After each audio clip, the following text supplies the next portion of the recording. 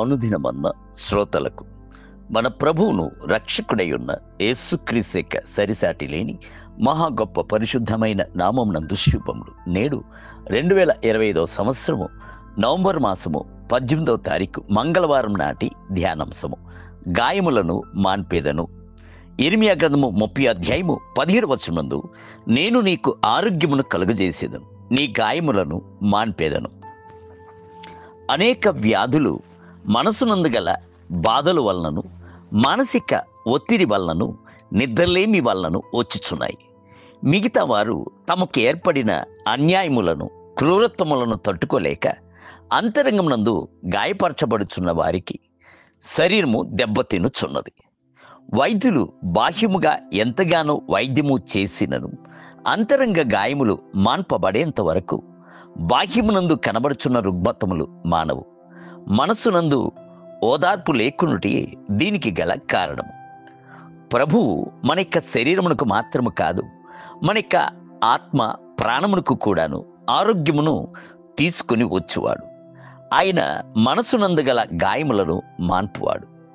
Mother Teresa నిర్వహించిన ఆశ్రమం యొక్క మొట్టమొదటి ప్రాముఖ్యమైన ఉద్దేశము మనసునకు ఆదరణ తీసుకుని వచ్చుటయే. యేసుని దైవిక ప్రేమను చూపించగా ప్రతి ఒక్కరి యొక్క మనసునందు గల గాయములు మాన్పబడుచున్నది. గాయములను కలిగించు వారిని క్షమించేటువంటి స్వభావము రూపింపబడుచున్నది. ఆ తరువాతనే యేసును స్వీకరించుచున్నప్పుడు రక్షణ యొక్క సంతోషము చేత వారి యొక్క ఆత్మ, ప్రాణము, శరీరము అన్నీను స్వస్థపరచబడుచున్నది. సేవకులు కూడాను స్వస్థపరచుచున్న పరిచయంలో నిమగ్నులవుచున్నారు. వైద్యులు కూడాను స్వస్థపరచున్న పనిలో నిమగ్నులవుచున్నారు. సేవకులు బైబిల్ గ్రంథమును చదివి లేఖనానుసారముగా దైవిక స్వస్థతను తీసుకుని వచ్చుచున్నారు. వైద్యులైతే వైద్యశాస్త్రమును చదివి దాని ద్వారా స్వస్థతను తీసుకుని వచ్చుచున్నారు. అయితే వీటి రెండిటికి గొప్ప వ్యత్యాసము కలదు. దేవుని యొక్క సేవకులు మొట్టమొదటిగా ఒక మనుషుని యొక్క ప్రాణమునందు శ్రద్ధను చూపుచున్నారు. ప్రాణమునందు దైవిక సంతోషమును, సమాధానమును వచ్చిన తర్వాతనే శారీరక స్వస్థతకు ప్రాముఖ్యత ఇవ్వబడుచున్నది. ఈ సంగతిని గూర్చి అపోస్తలుడైన యోహాను, ప్రియుడా, నీ ప్రాణము వర్ధిల్లుచున్న ప్రకారము నీవు అన్ని విషయంలోనూ వర్ధిల్లుచు సౌఖ్యముగా ఉండవలనని ప్రార్థించుచున్నానని నొక్కి ఒక్కానించుచు చెప్పుచున్నాడు. యోహాను రాసిన 3వ పత్రిక 1వ అధ్యాయం 2వ వచనం. అవును, మొట్టమొదటిగా మీ యొక్క ప్రాణము వర్ధిల్లవలెను. ప్రాణము వర్ధిల్లవలెను అంటే ప్రాణమునందు గల పాపము తొలగింపబడవలెను.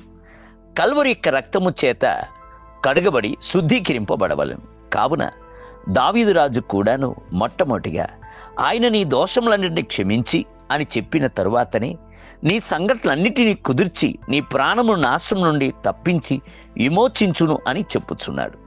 103వ కీర్తన 3 మరియు 4 వచనంలో, మీ ప్రాణం యొక్క నిజస్థితిని ప్రభు వద్ద చెప్పుడి. మీ యొక్క అంతరంగ గాయములు మాన్పబడినట్లు గాయపరచుచున్న వారిని మనసారా క్షమించి సమాధాన పడుడి.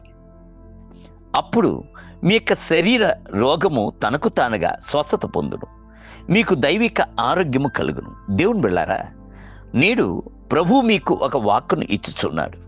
నేను అగిప్తులకు కలుగజేసిన రోగములలో ఏది మీకు రానియను, నిన్ను స్వస్థపరచు యెహోవాను నేనే అనుటయే అది.